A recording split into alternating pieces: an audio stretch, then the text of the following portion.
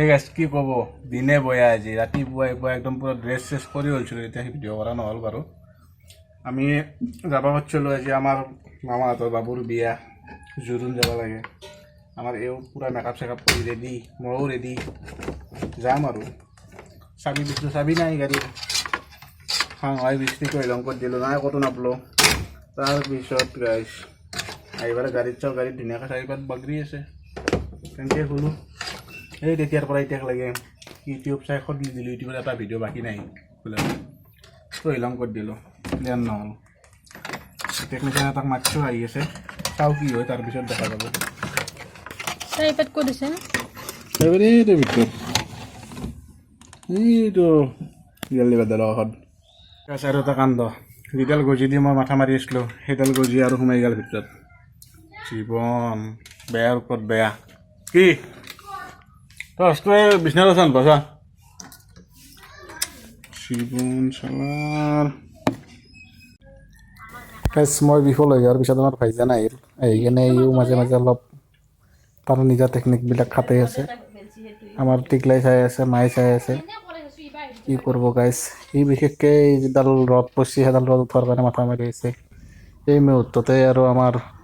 technician দাদাটো আহি পেলাক এইটো আহি আছে তেওঁ দাদাজনে আহি পেলাই চালাক বস্তুখিনি কেনে কি পজিশ্যনত আছে লগটো এতিয়া গাইছ কথাটো হ'ল আমাৰ মেইন গাড়ীখনৰ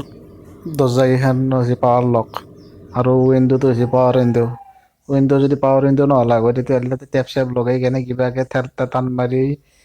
গ্লাছখন নমাই দিব পাৰি কিন্তু আমাৰ সেইখিনি ব্যৱস্থাও নাই আৰু গাইছ এনেকুৱা বেয়া দিন মোৰ কোনদিনা মই গ্লাছ 1 ইঞ্চিমান ধুনীয়াকৈ ফাঁক ৰাখি কেনে নুমিয়াওঁ কালি বা কি পাগলা মুঠে ধৰিলে কি হ'ল গম নাপালোঁ অলপো মই জেগা ৰাখা নাই মেলি কেনে সেনেকৈ নুমি গুচি আহিছোঁ মেইনলি চাৰিপাত থাকিল মোৰ মোবাইলত ফোন কৰি আহি আছিলোঁ ফোন কৰি আহি থাকোঁতে সেই ফোনত ধান্দাতে গাড়ীখন ষ্টাৰ্ট অফ কৰিলোঁ কৰি ফোনৰ ধান্দাতে ওলাই গুচি আহিছোঁ আহোঁতে দৰ্জাৰ লকটো মাৰি দিছোঁ পটককৈ ভাবেই হোৱা নাই আজি ৰাতিপুৱা যেতিয়া এই জোৰোণত যাব ওলাইছোঁ আমি বাবুৰ বিয়া আমাৰ মামাহঁতৰ আমি গোটেইকেইটা কাপোৰ চাপোৰ পিন্ধি ওলালোঁ ৰেডি হৈ ওলাই কেনে চাবি বিচাৰোঁ চাবি নাপাওঁ তাৰপিছত যেতিয়া গাড়ীত গ'লোঁ গাড়ীত যাই দেখা পাওঁ চাবি তাতে ফাঁচি আছে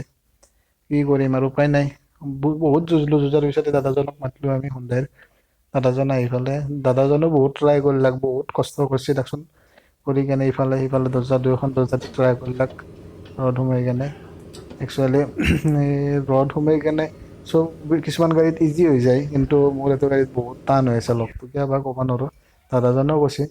কিন্তু লাষ্ট পজিশ্যনত আৰু বহুত যুঁজি দাদাজনে কিবাকৈ খুলিলাক লগটো খোলাৰ পিছত আৰু ৰক্ষা কিবাকৈ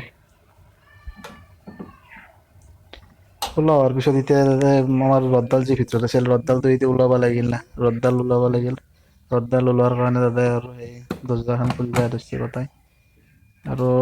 প্ৰব্লেম এটা হৈছে যেতিয়া লকটো টানি কেনে খুলি দিয়াৰ পিছত এতিয়া লকটো চাবিত হোৱা নাই নোহোৱাৰ কাৰণে এই ৰদডাল ওলোৱাৰ পিছত সেইখিনি কামখিনি কৰি দিলোঁ তাক গাইছ কি কৰিব আৰু উপায় নাই চেকআপ কৰি ৰেডি যাবি এতিয়া